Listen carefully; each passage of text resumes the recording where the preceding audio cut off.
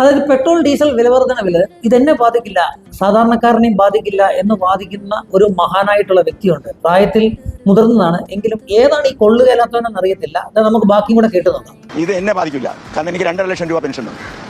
സാധാരണക്കാരെ ബാധിക്കില്ലേ? എനിക്ക് ബാധിക്കില്ല. സാധാരണക്കാരെ എങ്ങനെ ബാധിക്കാൻ? അവർ കാർ പോകണം, സൈക്കിൾ പോകണം. നിങ്ങൾ കണ്ടിട്ടുണ്ടോ ലോകത്ത് ഇതുപോലത്തെ അഹങ്കാരികളെ? 2 ലക്ഷം രൂപ എനിക്ക് പെൻഷൻ ഉണ്ട്, അതുകൊണ്ട് പെട്രോളിനും ഡീസലിനും വില കൂടിയാൽ എനിക്ക് പ്രശ്നമില്ല, കാരണം ഞാൻ 2.5 ലക്ഷം രൂപ പെൻഷൻ മേടിക്കുന്നതുകൊണ്ട് എനിക്ക് കാറിൽ സഞ്ചരിക്കാം. അല്ലാത്തവരൊന്നും കാറിൽ സഞ്ചരിക്കേണ്ട, സൈക്കിളിൽ പോകട്ടെ, അത്രയ്ക്കും യോഗ്യതയുള്ളവർ മാത്രം പോയാൽ മതി. സാധാരണപ്പെട്ടവന്റെ യോഗ്യത ഇളക്കാൻ നീ ആരാണ്? നിനക്ക് എന്താണ് യോഗ്യത?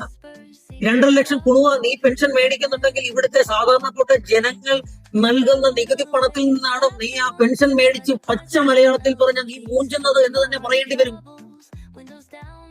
ഇതേപോലെയുള്ള പരമ നാരത്തരം പറയുന്ന നാറുകളുടെയൊക്കെ ചെവികൾ അടിച്ചും കൊടുക്കണം. അറിയില്ല ഇവൻ എവിടുത്തുകാരനാണെന്ന് ആർക്കെങ്കിലും അറിയുമെന്നുണ്ടെങ്കിൽ, നിങ്ങളുടെ ആരുടെങ്കിലും നാട്ടുകാരനാണെന്നുണ്ടെങ്കിൽ ഇവന് വീട്ടിൽ കയറിയും ഇടിച്ചേക്കണം. തെണ്ടിത്തരം പറയുന്ന തെണ്ടിയൊക്കെ, മാന്യതയില്ലാത്ത രീതിയിൽ വർത്തമാനം പറയുന്ന നാറി. എന്റെ പൊന്നച്ച, ഇത്രയും പ്രായമൊക്കെ ആയില്ലേ, ശകലം വിവേകത്തോടെയും വിവരത്തോടെയും ഒക്കെ പെരുമാറുകയോ സംസാരിക്കുകയോ ഒക്കെ ചെയ്യേ. ഇയാള് 2.5 ലക്ഷം കുറുവ പെൻഷൻ മേടിക്കുന്ന ആളാണെന്നല്ലേ പറഞ്ഞേ? പബ്ലിക് സെർവന്റ് ആണ്, അതായത് ഗവൺമെന്റ് സർവീസിൽ ഇരുന്ന ആളാണെന്നല്ലേ പറഞ്ഞേ? തന്റെയൊക്കെ യോഗ്യതയൊന്ന് അളക്കേണ്ടത് തന്നെയാണ് കേട്ടോ. താൻ മറ്റുള്ള സാധാരണപ്പെട്ട ആളുകളുടെ യോഗ്യത അളക്കാൻ വരുമ്പോൾ ഈ വർത്തമാനം പറഞ്ഞ തന്റെ യോഗ്യതയൊന്ന് അളക്കണം. ആരെങ്കിലും അറിയാവുന്ന പാർട്ടികൾ ഉണ്ടെങ്കിൽ, നിങ്ങളുടെ ആരുടെങ്കിലും നാട്ടുകാരനാണെന്നുണ്ടെങ്കിൽ തീർച്ചയായിട്ടും ഇതേപോലെ ചെറ്റ വർത്താനം പറഞ്ഞവനൊക്കെ ഒരു പാരിതോഷികവും കൊടുത്തേക്കണം. പ്രായമൊന്നും നോക്കരുത്, കാരണം ഭൂമിക്ക് ഭാരമാണ് ഇതുപോലത്തെ കോഞ്ഞാന്മാര്. വരട്ടക്കളവാ. സാധാരണപ്പെട്ട ജനങ്ങളുടെ മുമ്പിൽ ചെന്ന് നിന്നിട്ട് ഇതുപോലത്തെ വർത്തമാനം പറയല്ലോ. മൈക്ക് കണ്ടപ്പോഴത്തേനും ആവേശം പൂണ്ടതായിരിക്കാം. സാധാരണപ്പെട്ട ജനങ്ങള് ഇപ്പൊ പെട്രോളിനും ഡീസലിനും വില വർധനവും അതേപോലെ തന്നെ മാർക്കറ്റിലെ വിലക്കയറ്റി കൊണ്ട് പൊറുതി മുട്ട് നിൽക്കുക. ചിലപ്പോ തന്റെ തലയടിച്ചങ്ങ് പൊട്ടിക്കും. താൻ യോഗ്യത ഇളക്കാൻ വരും. നല്ലവണ്ണം 2.5 ലക്ഷം രൂപ മേടിച്ച് എല്ലാ മാസവും നല്ല രീതിയിൽ അങ്ങ് മൂഞ്ചി കേട്ടോ. കാരണം സാധാരണപ്പെട്ടവര് തനിക്ക് പുച്ഛമാണല്ലോ, അല്ലെ? സാധാരണപ്പെട്ടവർക്ക് യോഗ്യത ഇല്ലാത്തവരുണ്ട്.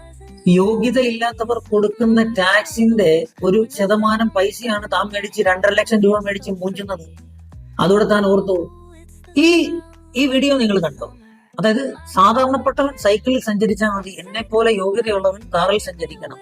2.5 ലക്ഷം രൂപ പെൻഷൻ മേടിച്ച് താനങ്ങ് മൂഞ്ചുന്നുണ്ടെങ്കിലേ, ആ മൂഞ്ചുന്ന പൈസയുണ്ടല്ലോ ഇവിടുത്തെ സാധാരണപ്പെട്ടവൻ ടാക്സ് കൊടുക്കുന്ന പൈസയാ കേട്ടോ.